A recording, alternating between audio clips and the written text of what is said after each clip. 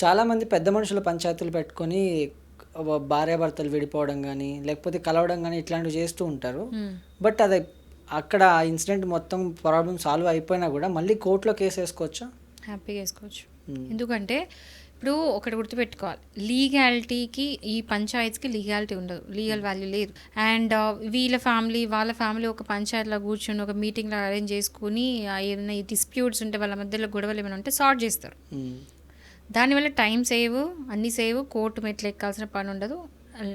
నేను దాన్ని డిస్కరేజ్ చేయట్లేదు. బట్ దెన్ పంచాయతీలు అన్నీ సెటిల్ చేసుకున్న తర్వాత కూడా స్టిల్ వైఫ్కి కానీ హస్బెండ్ కానీ కోర్టుకి ఎక్కే రైట్స్ ఉన్నాయి. ఎందుకంటే ఏ పంచాయతీలు అయితే ఏదైతే అనుకున్నారో దానికి లీగల్ వాల్యూ లేదు, చట్టరీత్యా ఎలాంటి వాల్యూ లేదు, ఇట్స్ నాట్ రికగ్నైజ్డ్.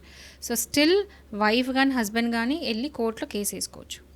బట్ ఇక్కడ ఒకటి చూసుకోవాలి, ఒకవేళ పంచాయతీలో కూర్చున్నప్పుడు ఏదైనా రాసుకున్నారు, ఎగ్జాంపుల్ MOU రాసుకున్నారు, మెమొరాండమ్ ఆఫ్ అండర్స్టాండింగ్ అనేది రాసుకున్నారు, ఇట్లా ఇప్పుడు సపోజ్ మ్యూచువల్ కన్సర్న్ తీసుకోవాలని డిసైడ్ అయినారు పంచాయతీలో కూర్చొని, వైఫ్ అండ్ హస్బెండ్.